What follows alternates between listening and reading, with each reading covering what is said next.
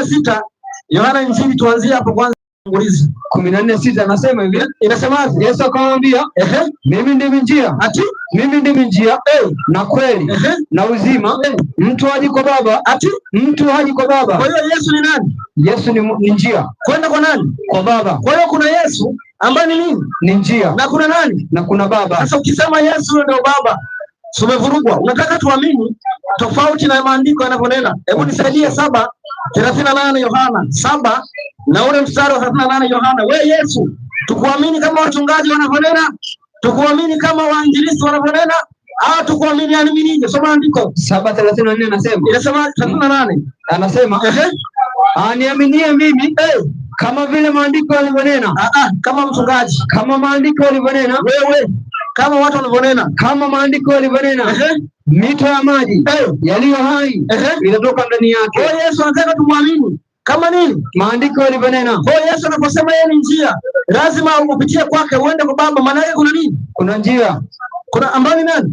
Ambaye ni Yesu Kristo. Na kuna nani? Na kuna Baba. 17:3 Yohana 17:3 ni tofauti sana. Injili ya siku za mwisho ambayo haitaki kupepesa macho, injili ya siku za mwisho ambayo haitaki kuremba. Soma andiko. Anasema, na uzima milele ndio huu, wa kujua Mungu pekee wa kweli. Na nani? Na Yesu Kristo yule mtuma. Kwa hiyo uzima ni nini? Ni kumjua Mungu pekee wa kweli. Na nani? Na Yesu Kristo yule mtuma. Kwa hiyo kuna nani? Kuna Mungu pekee wa kweli. Kuna nani pia? Na Yesu Kristo aliyetumwa. Na ndio nini? Na ndio njia. Si ndio uzima? Njia ya uzima. Kwa uzima ni kumjua Mungu pekee wa kweli. Na nani? Na Yesu Kristo. Kwa hiyo kuna watu wawili, kuna Mungu pekee wa kweli na kuna Yesu Kristo aliyetumwa na huyo Mungu. Kwa hiyo unapofundisha ukisema Yesu Kristo ndio huyo Mungu mwenyewe aliyekuja, ujue unatuchanganya, pengine unafanya Biblia kuwa uongo. Msomaji, nipo. Turudi kwenye utaratibu. Soma 14. Rudia 14:6 hapo. Yohana Injili anasema, Yesu akamwambia, mimi ndimi njia. Rudia tena. Yesu akamwambia, mimi ndimi njia na kweli na uzima. Mtu haji kwa Baba ila kwa njia ya mimi. Kwa Yesu anasema yeye ni njia. Yesu anasema yeye ni nini? Yeye ni njia. Yesu anasema yeye ni nini? Yeye ni njia. Nisaidie Mithali 14 na mstari wa 12. Mithali 14 na mstari wa 12. Yesu anasema yeye ni njia, kweli na uzima. Mtu hawezi kaenda kwa Baba pasipo kwa yeye. Kwa hiyo lazima upitie kwa Yesu Kristo ndio uweze kwenda mbinguni. Bila Yesu mbingu huwezi kuiona. Soma andiko. Anasemaje? Iko njia. Ati iko njia ionekane kuwa sawa machoni pa mtu, lakini mwisho wake ni njia za mauti. Kwa hiyo kuna njia zingine ambazo zinaonekana ni njema machoni pa watu, lakini mwisho wa siku ni njia za mauti.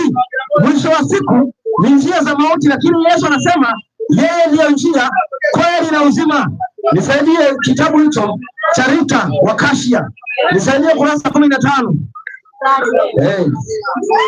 Hapo lazima tuende Babeli, tudili nayo mpaka siku za mwisho. Maana tumeambiwa Babeli imeanguka, lazima tuifunue. Soma. Lazima tuifunue. Anasema hivi, kwa maombezi ya Mtakatifu Rita. Kwa maombezi ya Mtakatifu Rita. Anasema, Mtakatifu Rita, mfanye muujiza. Mtakatifu Rita, mfanye muujiza. Uniangalie kwa macho yako yenye huruma. Mimi ninayeteseka. Mimi ninayeteseka. Soma kurasa hapo chini unaofuata. Anasema, kwa njia ya Mtakatifu Rita. Kwa njia ya Mtakatifu Rita. Kwa hiyo kuna njia nani? Ya Mtakatifu Rita. Lakini Yesu anasema yeye ndiye njia, kweli na uzima. Wengine wanafundisha kwamba njia ni nani? Kwa njia ya nani? Mtakatifu Rita. Kwa njia ya Mtakatifu Rita. Na ndio maana tunaona ipo njia ionekana njema machoni pa mtu, lakini mwisho wake ni mauti. Mwisho wake ni mauti. 12:15 Mithali 12:15 Mithali. Kwa hiyo kuna njia nyingi ambazo wanadamu wanazozendea, kuna njia nyingi ambazo wanadamu wanafuata, lakini Yesu anasema yeye ndiyo njia. Njia kinyume na Yesu ujue ni njia za mauti. Soma andiko. Njia ya mpumbavu. Ati njia ya mpumbavu imenyoka machoni pake mwenyewe. Kwa hiyo hata njia ya mpumbavu imenyoka machoni pake mwenyewe. Njia ya mpumbavu imenyoka machoni pake mwenyewe. Nisaidie Yohana 7, Mathayo 7:24 tuone mpumbavu ni nani. Njia ya mpumbavu imenyoka machoni pake mwenyewe. 7:24 anasema basi kila sikiaye hayo maneno yangu na kuyafanya atafananishwa na mtu mwenye akili. Atafananishwa na mtu mwenye akili. 25 anasema mvua ikanyesha, mafuriko yakaja, pepo zikavuma, zikapiga nyumba ile isianguke, kwa maana msingi yake imewekwa juu ya mwamba. Na kila asikiaye hayo maneno yangu asiyafanye, kila asikiaye maneno yangu na asiyafanye atafananishwa na mtu mpumbavu. Kwa hiyo kila anayesikiliza maneno ya Yesu na asiyafanye, asiyafuate, ujue atafananishwa na mpumbavu. Ndio maana Yesu anasema kupitia Mithali, njia ya mpumbavu imenyoka machoni pake mwenyewe. Msomaji, nipo. Si hata kichaa anapofanya mambo ya kichaa, si anaona kwamba anafanya sahihi? Amenyoka katika njia zake.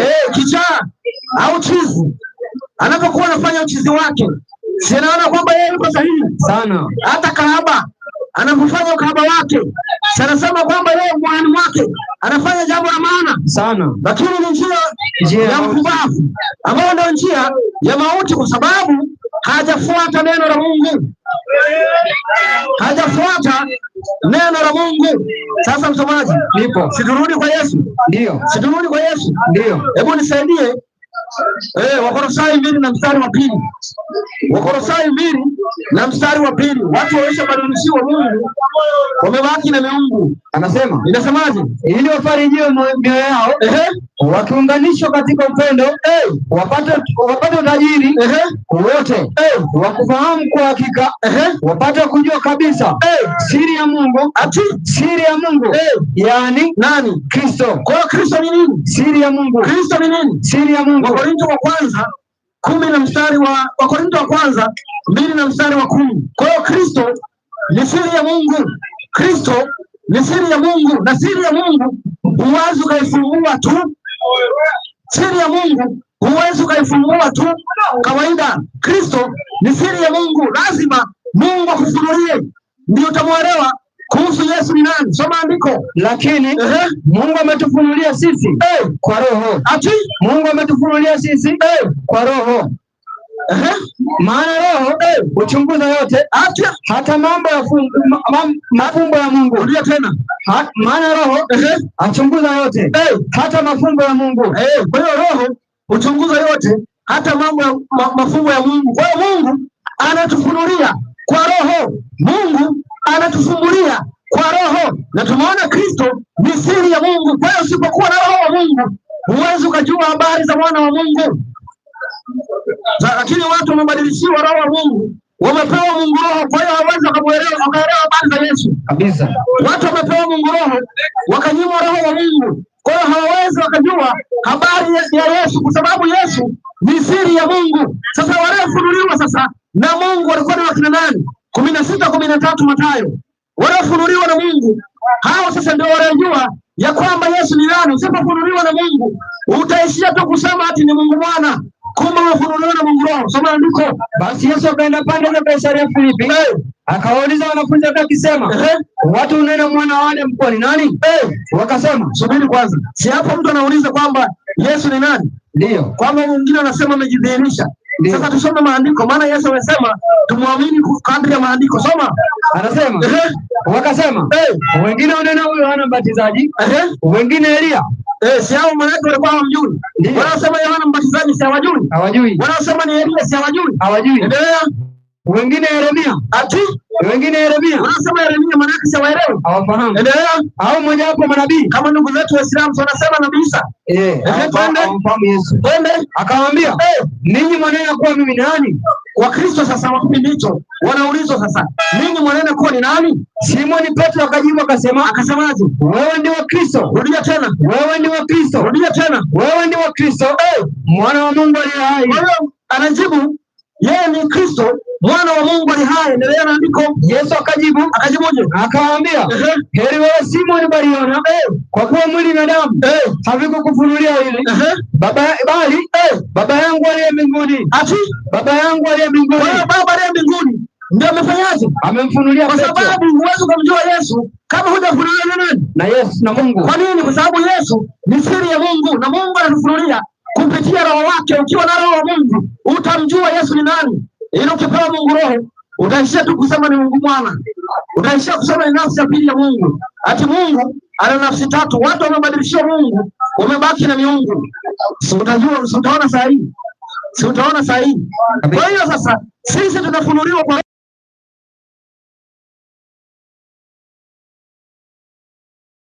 kama hujafunuliwa nisaidie. Wakorintho wa kwanza 8 na mstari wa 6, anza 6 alafu ende 7. Anasemaje? Lakini kwetu sisi Mungu ni mmoja tu. Rudia tena. Lakini kwetu sisi Mungu ni mmoja tu. Hao ndio waliofunuliwa na Roho. Endelea. Aliye Baba. Aliye Baba. Aliye Baba. Ambaye vitu vyote vimetoka kwake, nasi tunaishi kwake. Yuko na Bwana mmoja. Rudia tena. Yuko na Bwana mmoja. Rudia tena. Yuko na Bwana mmoja. Nani? Yesu Kristo. Mstari wa 7. Bali ujuzi huu haumo ndani ya watu wote. Umeona? Wao ujuzi huu haumo ndani ya watu wote. Ukiona naamini kwamba Yesu ni Mungu Mwana, ujue ujuzi wa Mungu hauna. Ulishabadilishiwa Mungu. Ulishabadilishiwa Mungu. Msamaji, nipo. Situelezea habari za Mungu ni nani? Kabisa. Situendelea kufunua Mungu ni nani? Ndio. Tuone kwamba Mungu ni utatu au ni kitu gani? Ndio. Kwanza nisaidie 14:6 Ufunuo. 14:6 Ufunuo. Hii ni injili ya siku za mwisho tutaihubiri mpaka tunaingia kaburini. Tunacheza na hapa mpaka tunaingia kaburini, kwa sababu uzima ni kumjua Mungu wa pekee wa kweli na Yesu Kristo aliyetumwa na huyo Mungu. Soma andiko. Anasemaje? Kisha nikaona malaika mwingine akiruka katikati ya mbingu, mwenye injili ya milele, awahubiri hao wakao juu ya nchi, na kila taifa na kabila na lugha na jamaa, akisema kwa sauti kuu, mcheni Mungu na kumtukuza. Rudia tena. Mcheni Mungu na kumtukuza. Rudia tena. Mcheni Mungu na kumtukuza, kwa maana saa hukumu yake imekuja. Msujudieni yeye. Msujudieni yeye. Malaika anaposema mcheni Mungu na kumtukuza, msujudieni yeye, si maana yake watu wanasujudia sio? Ndio. Si maana yake watu wanasujudia tofauti? Ndio. Endelea. Anasema msujudieni yeye aliyezifanya mbingu na nchi. Kwa hiyo malaika anasema msujudieni yeye aliyezifanya mbingu na nchi. Tunapoongelea habari za malaika tunamaanisha kwamba ni mjumbe wa Mungu. Usitegemee malaika atatoka mbinguni aje kuambia wewe. Malaika ni mjumbe wa Mungu. Kwa hiyo ujumbe huo tumekuja kuleta hapa. Ukipuuza usije ukasema kwamba hukusikia, maana injili sharti ihubiriwe iwe ushuhuda. 24:14 Mathayo. Kwa hiyo injili lazima ihubiriwe iwe ni ushuhuda, maana siku za mwisho hutajitetea kwamba hukusikia. Tupo hapa kwa ajili ya kuhubiri ushuhuda. Soma andiko tena. Habari njema ya ufalme itahubiriwa katika ulimwengu wote, kwa ushuhuda kwa mataifa yote. Rudia tena. Kwa ushuhuda kwa mataifa yote. Hapo ndipo ule mwisho utakapokuja. Kwa hiyo Yesu hawezi karudi bila watu wake kufahamu. Hawezi Yesu karudi bila watu kuhubiriwa injili. Sharti kwanza injili hubiriwe, watu warudishwe kwa Mungu wa kweli. Injili kishahubiriwa sasa Yesu ni aje. Ukishika neno hilo utafananishwa na mwenye akili, lakini ukipuuza mbele za Mungu utaonekana mpumbavu, na hutasema hukusikia. Hutasema hukusikia. Maadamu umesikia, ujue kwamba kitabu cha hukumu kinaandikwa ya kwamba pengine ulisikia ukapuuza, na unaposikia habari za Mungu ni sharti ufuate. Kwa hiyo sasa tumeambiwa kwamba tumche Mungu wa kweli, tumsujudie yeye. Mungu wa kweli ni nani sasa ambaye tunapaswa kumsujudia? Tunapaswa kumsujudia nani sasa? Nisaidie Waebrania 1:1.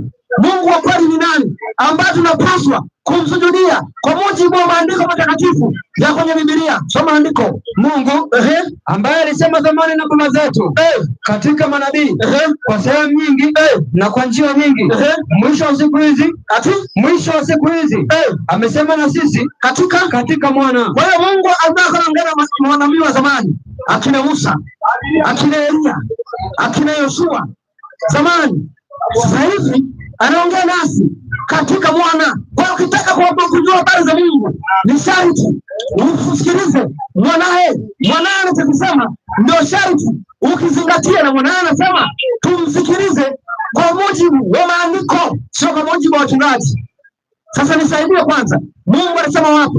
17:5 Mathayo. Mungu anasema tumsikilize mwanawe. Mungu anasema tumsikilize mwanawe. Soma andiko. Alipokuwa katika kusema, tazama, wingu jeupe likatia uvuli, na tazama, sauti ikatoka katika lile wingu ikisema, na sauti ikatoka katika lile wingu ikisema, huyu ni mwanangu, huyu ni mwanangu mpendo wangu, ninayependezwa naye, msikieni yeye. Kwa hiyo Mungu anasema huyu ni mwanangu mpendwa, ninayependezwa naye, tumsikilize yeye, tumsikilize yeye. Kwa hiyo sasa lazima tumsikilize Yesu kujua habari za Mungu. Sharti tumsikilize Yesu kujua habari za Mungu. Hapa hatupaswi kusikiliza wachungaji, hapa hatupaswi kusikiliza stori za makanisani, hapa hatupaswi kusikiliza maoni ya mtu. Sharti tumsikilize Yesu, na Yesu anajifunua kupitia maandiko matakatifu. Sio kama watu wanaosema ati Yesu anajifunua hivi. Hapana, Yesu anajifunua kupitia maandiko matakatifu. Sasa tumuulize Bwana Yesu, Yesu wewe, Mungu amesema tukusikilize wewe. Yesu sasa, Mungu ni nani? 8:54 Yohana, 8:54 Yohana. Tuanze kumsikiliza sasa Yesu Kristo. Yesu akajibu, nikijitukuza mwenyewe, utukufu wangu si kitu. Anitukuzaye ni Baba yangu, ambaye ninyi mwanena kuwa ni Mungu wenu. Ni Baba wa Yesu. Baba wa Yesu. Kwa Yesu 20:17 Yohana. Yesu amefundisha kwamba Mungu ni baba yake. Mungu wa Biblia ni baba yake. Mungu ambaye anapaswa kuabudiwa, kusujudiwa, ni baba yake na Yesu. Soma andiko. Yesu akamwambia, usinishike, kwa maana sijapaa kwenda kwa Baba, lakini nenda kwa ndugu zangu, ukawaambia, ninapaa kwenda kwa Baba yangu, naye ni Baba yenu, kwa Mungu wangu, kwa Mungu wangu, naye ni Mungu wenu. Swali msomaji. Nipo. Yesu amesema tumsikilize kama maandiko yanenavyo. Yesu anasema Mungu wake yeye ndiye Mungu wetu, ndio baba yetu. Sina nasema ni baba yetu, ndio. Sina nasema ni Mungu wetu, ndio. Kwa Mungu wa Biblia ni baba yake na Yesu, na pia ni Mungu wake na Yesu. Kinyume na hapo umepotea. Ukiwa na swali unaruhusiwa, ukiwa na hoja unaruhusiwa kuleta, sharti uje na maandiko. Story za kanisani hapo ilikuwa hivi mwanzoni, bila akapinduka hivi, ndio story wapeleke makanisani huko mdanganyana huko. Ukija hapa na hoja, andiko, unataka tu kufahamu, hata kama huna andiko unaruhusiwa, hata kama huna andiko unataka kufahamu. Lakini ukija kwa kulengo la kuchallenge, uje na andiko. Story subiri Jumapili makanisani huko. Kwa hiyo tumeona kwamba baba yake na Yesu ndiye Mungu wetu. Baba yake na Yesu ndiye Mungu wetu. Nisaidia Wakorintho wa kwanza 3:11. Wakorintho wa kwanza 3:11. Mungu wa Biblia ni baba yake na Yesu. Alafu tutawaonyesha sasa watu waliotolewa kwa Mungu wa kweli, wale haki na miungu. Soma andiko. Maana msingi mwingine, ndio tena. Maana msingi mwingine hakuna mtu aweza kuweka isipokuwa ni ule uliokwisha kuwekwa, yani Kristo. Kwa hiyo msingi mwingine ni Yesu Kristo. Kwa hiyo sasa wanajenga kuanzia hapo. Fundisho lolote litakalokuja, litakaloletwa, ni sharti lisibomoe lile Yesu aliloweka. Sharti lisibomoe lile Yesu alilofundisha. Ukifundisha tofauti na Yesu alichofundisha, ujue wewe unadanganya, ujue wewe unapotosha watu. Kwa hiyo sasa msingi ni Yesu Kristo, na Yesu alishajenga msingi ya kwamba yeye ni mwana wa Mungu, ya kwamba Mungu ni baba yake. Ukifundisha tofauti na hapo, ujue sasa unafuata mafundisho mageni, kwa sababu msingi ni Yesu Kristo, na Yesu anasema yeye ni mwana wa Mungu. Nisaidie Yohana 10:36. Yohana 10:36. Ukifundisha tofauti na hapo, ujue Yesu mjui na hata baba yake humjui. Soma andiko. Yeye ambaye baba alimtakasa akamtuma ulimwenguni, ninyi mnamwambia unakufuru. Kwa nini? Kwa sababu anasema mimi ni mwana wa Mungu. Kwa hiyo Yesu anasema yeye ni nani? Yeye ni mwana wa Mungu. Yesu anasema yeye ni nani? Yeye ni mwana wa Mungu. Unaona sasa? Nisaidie 8:19. Yohana Injili. Yesu anafundisha yeye ni mwana wa Mungu, na tunaona msingi ni Yesu Kristo. Kwa hiyo ukifundisha kinyume na Yesu alivyofundisha, unapotosha watu, na wewe unakuwa mpinga Kristo. Soma andiko. Basi akamwambia, yuko wapi baba yako? Ati yuko wapi baba yako? Yesu akajibuje? Mimi hamnijui. Ati mimi hamnijui. Wala baba yangu hamnijui. Ati wala baba yangu hamnijui. Yesu ana nani? Ana baba yake. Endelea. Kama mngalimjua mimi, mngalimjua baba yangu. Kama 24. Anasema kwa hiyo naliwaambieni ya kwamba mtakufa katika dhambi zenu, kwa sababu msiposadiki ya kuwa mimi ndiye. Kwa hiyo watu watakufa katika dhambi zao, sharti wasadiki yeye ndiye. Endelea. Mtakufa katika dhambi zenu. Basi wakamwambia, huyu nani wewe? Ati huyu nani wewe? Ndio wanauliza Yesu ni nani? Ndio. Si watu wanauliza kwamba Yesu ni nani? Ndio. Maswali Yesu yalikuwa kutoka zamani kabisa. Watu leo wanasema nijidhihirisha. Endelea. Anasema, huyu nani wewe? Yesu akamwambia, hasa ni yule. Ati hasa ni yule. Hilo niliyowaambia. Twende. Ninayo mengi ya kusema na kuhukumu yenu, lakini yeye aliyenipeleka. Ati yeye aliyenipeleka. Ati yeye aliyenipeleka. Yesu alifanyaje? Alitumwa, alipelekwa. Alifanyaje? Alipelekwa. Endelea. Ni kweli. Nami niliyasikia kwake. Ati nami niliyasikia kwake. Kwa hiyo alisikiliza kwa nani? Kwa Mungu. Kwa aliyempeleka. Kwa aliyempeleka. Endelea. Ndio ninayo katika ulimwengu. Anaendelea kusema wala ati hawakutambua ya kuwa anawatajia Baba. Ati hawakutambua ya kuwa anawatajia Baba. Yesu alikuwa anaongea habari za nani? Za Baba yake, ambazo watu si hawamjui. Ndio. Si wanasema Yesu ndio Baba mwenyewe? Ndio. Si wanasema Yesu nafsi ya pili ya Mungu? Nafsi ya pili ya Mungu. Sasa kiwa nafsi ya pili ya Mungu, si Mungu huyo huyo? Mungu huyo. Maana yake si hana baba? Confused. Si maana yake hana baba? Kabisa. Haya, Yohana wa kwanza 2:18. Maana yake kama Yesu ni nafsi ya pili ya Mungu, maana yake si ni Mungu mwenyewe huyo huyo? Sasa anakuaje na baba? Soma andiko. Watoto, ni wakati wa mwisho. Na kama vile mlivyosikia kwamba mpinga Kristo yuaja, hata sasa wapinga Kristo Kristo wengi wamekwisha kuwapo. Ati hata sasa wapinga Kristo wengi wamekwisha kuwapo. Kwa sababu hiyo tunajua ya kuwa ni wakati wa mwisho. Walitoka kwetu lakini hawakuwa wa kwetu. Maana kama wangalikuwa wa kwetu wangalikaa pamoja nasi. Lakini walitoka ili wafunuliwe. Walitoka kwenye imani kwamba sisi wote kwamba si wote walio wa kwetu. Nanyi mmepakwa mafuta. Ati nanyi mmepakwa mafuta. Ati nanyi mmepakwa mafuta na aliye mtakatifu. Aliye mtakatifu. Nanyi mnajua yote.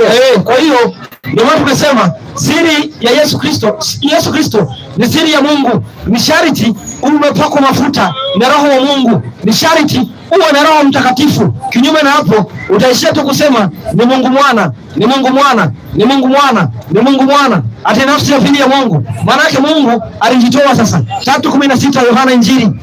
Anasema kwa maana jinsi hii Mungu aliupenda ulimwengu. Ati kwa maana jinsi hii Mungu aliupenda ulimwengu. Akafanyaje? Akamtoa mwanae pekee. Ati akamtoa mwanae pekee. Kwa hiyo kuna Mungu aliyeupenda nini? Aliyeupenda ulimwengu. Akafanyaje? Akamtoa mwanae pekee. Akafanyaje? Akamtoa mwanae pekee. Shika katekisimu. Tuanze kuchunguza Babylon. Katekisimu. Nyakati za mwisho hizi hakuna kupepesa. Hakuna kupepesa. Sharti injili uhubiriwe. Sharti injili uhubiriwe. Ukikubali tunachokihubiri, maana yake unaungana na sisi. Ukikataa, sisi tunakuwa tumenawa. Soma andiko. Ukurasa 16 hapo. Utatu Mtakatifu. Ati Utatu Mtakatifu. Katika imani ya Kikristo fumbo kuu kwa yote ni fumbo la Utatu Mtakatifu. Tunaamini kwamba Mungu Baba ni Mungu wa kwanza, Mungu Mwana ni Mungu wa pili, na Mungu Roho Mtakatifu ni Mungu. Rudia tena. Mungu Baba ni Mungu wa kwanza, Mungu Mwana ni Mungu wa pili, Mungu Roho Mtakatifu ni Mungu. Hao ni wangapi? Watatu. Hao ni wangapi? Watatu. Endelea. Walakini kuna Mungu mmoja tu. Ati lakini kuna Mungu mmoja tu na wala sio watatu. Endelea. Ni fumbo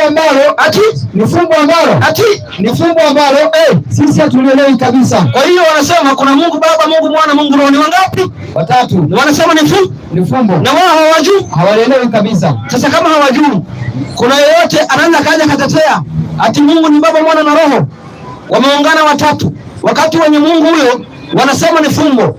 Kuna kidume anayefahamu zaidi yao aje atufafanulie wewe Mungu. Rudi hapo.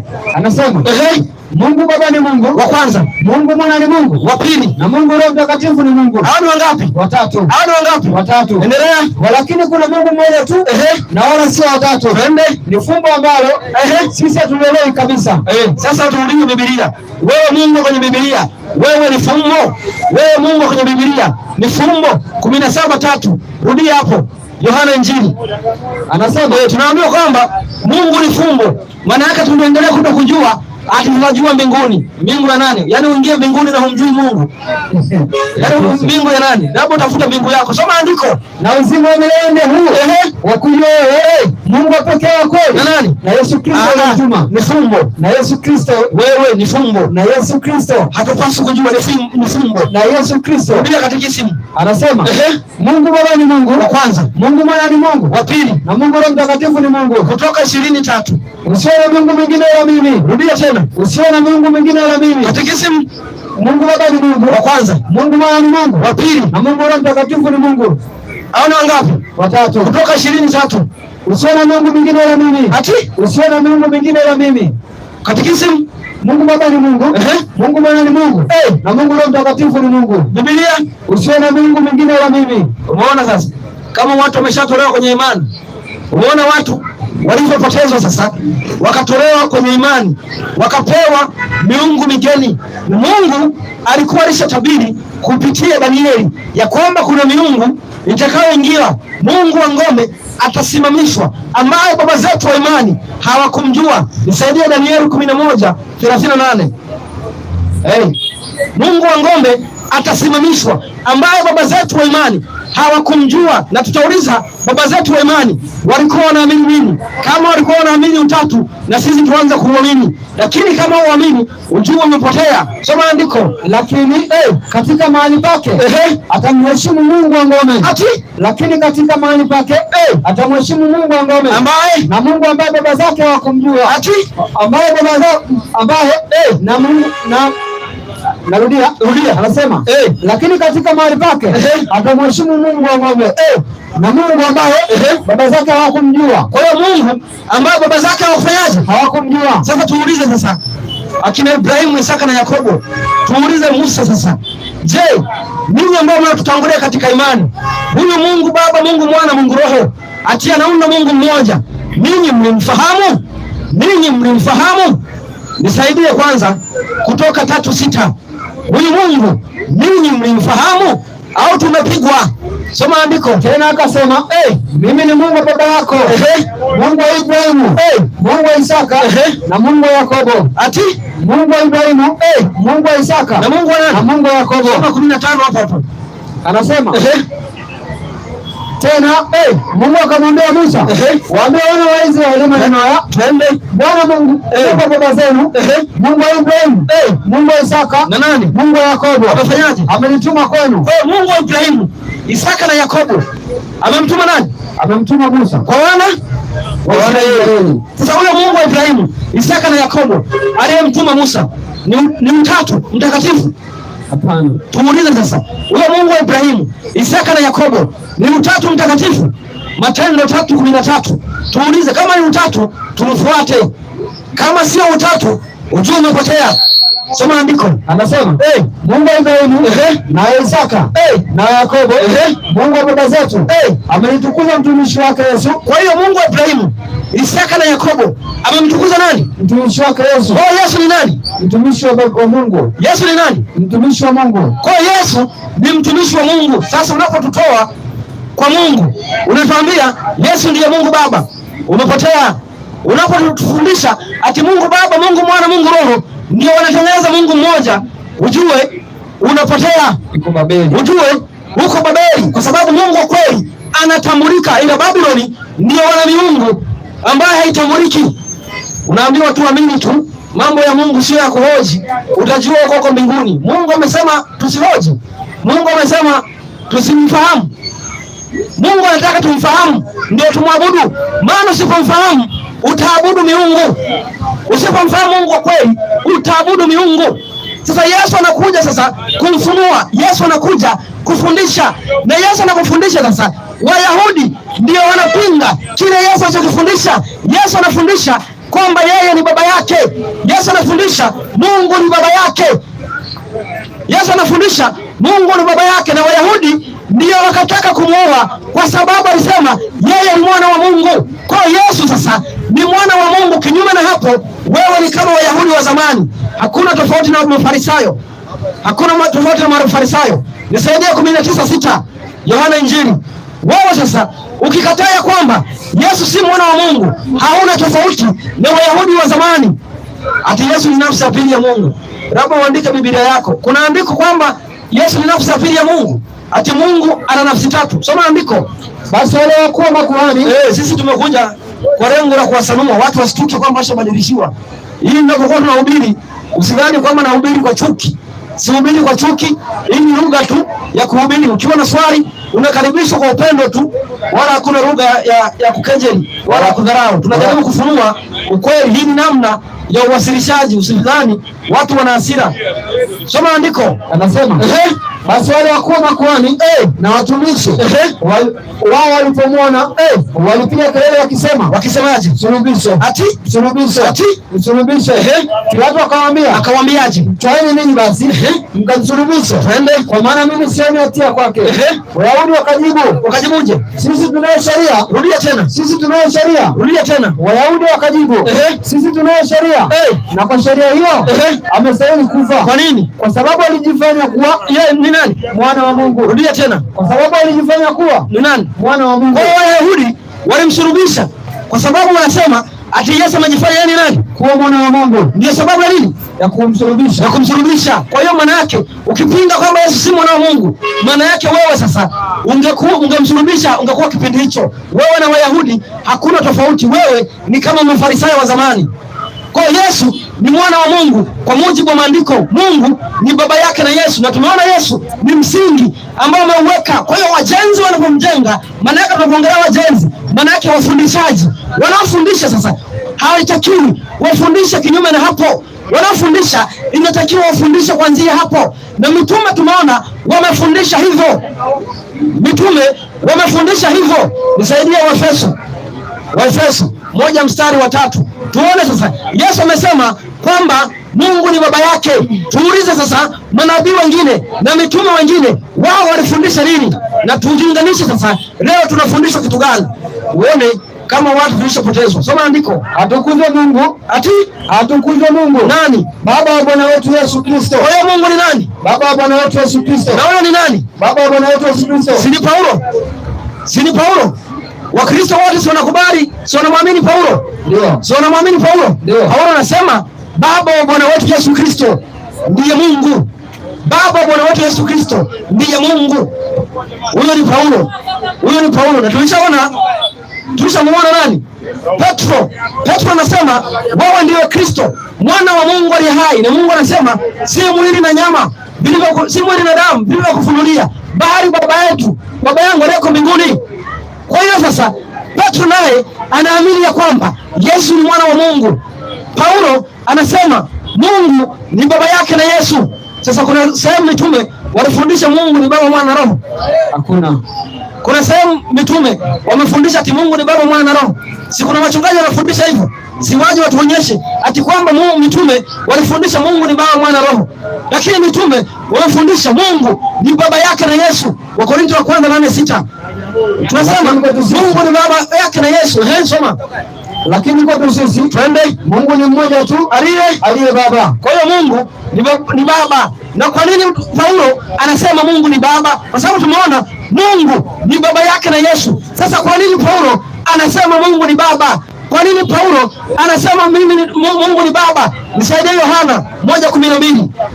Injili ya siku za mwisho. Injili ya siku za mwisho lazima tuwaonyeshe watu walipodanganywa, maana Mungu anasema mwabuduni Mungu wa kweli. Sisi hatuji kuweka spika na kuanza kurukaruka. Sisi tunakuja na kuonyesha uhalisia ambapo watu wamepotezwa. Ubaki wewe unachukua hatua au wachi. Soma andiko. Jukumu la kukubali ukatani la kwao. Ni la kwao. Soma. Anasema bali wote waliopokea aliwapa uwezo wa kufanyaje? Wa kufanyika watoto wa Mungu. Kwa hiyo Paulo anaposema Mungu ni baba, Huwezi ukasema kwamba Mungu ni Baba. Ni sharti umpokee kwanza Yesu. Unapompokea Yesu, anakupa uwezo wa kufanyika kuwa mwana wa Mungu. Umwamini Yesu, umwamini Yesu, Mungu hawezi kama baba yako. Ndio maana nasikia ati Mungu hazai, kwa sababu ati hana mke. Mungu sasa amekuwa mwanadamu, mimea izae pasipo mwanamume, Mungu ndio ashindwe. Sasa ni Mungu gani? Anyway, labda ni Mungu mwingine, maana kuna miungu wengi. Lakini Mungu wa Biblia ni baba yake na Yesu, anazaa, amemzaa Yesu Kristo. Na sisi tumezaliwa kwa kumwamini Yesu. Unapomwamini Yesu, unafanyika kuwa mwana wa Mungu. Unafanyika kuwa mwana wa Mungu. Sisi ni wana wa Mungu kwa kufanyika. 8:28 Warumi. Sisi ni wana wa Mungu kwa kufanyika. Na ndio maana tunamwamini kwamba Mungu ni baba yetu. Lazima umwamini Yesu, ndio Mungu wa baba yako. Ukimkataa Yesu, Mungu hawezi kama baba yako. Ukisema kwamba Mungu hana mwana, Mungu sio baba yako. Wewe endelea kuabudu unavyoabudu. Soma andiko. Nasi tunajua kuwa katika mambo yote Mungu hufanya kazi pamoja na wale wampendao katika kuwapatia mema. Yaani wale walioitwa kwa kusudi lake. Maana wale waliwaliwa tangu asili, aliwachagua tangu asili, wafananishwe na mfano wa mwana, wafananishwe na mfano wa mwana wake. Kwa hiyo Mungu, unapomwamini Yesu, unafanyika kuwa mwana, unafananishwa na mwana wa Mungu. Lakini Yesu ni mwana wa Mungu kweli. Ukiamini tofauti na andiko hilo, ukiamini tofauti hivyo, ujumbe umepotezwa, kwa sababu imani ya mitume wamefundisha kama vile Yesu alivyofundisha. Sasa tumuulize Yohana sasa, ambaye ameandika kitabu cha Ufunuo.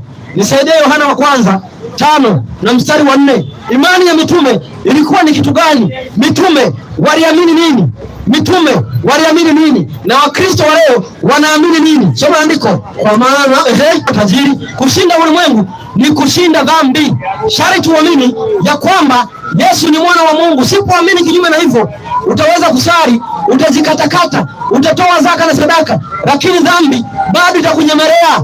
Ndio maana unaingia makanisani na bado ukitoka unaendelea kutamani mke wa mtu, unaendelea kutamani vitu visivyokuwa vyako. Kwa nini? Kwa sababu watu wapo kwenye ibada ambazo Yesu hayupo.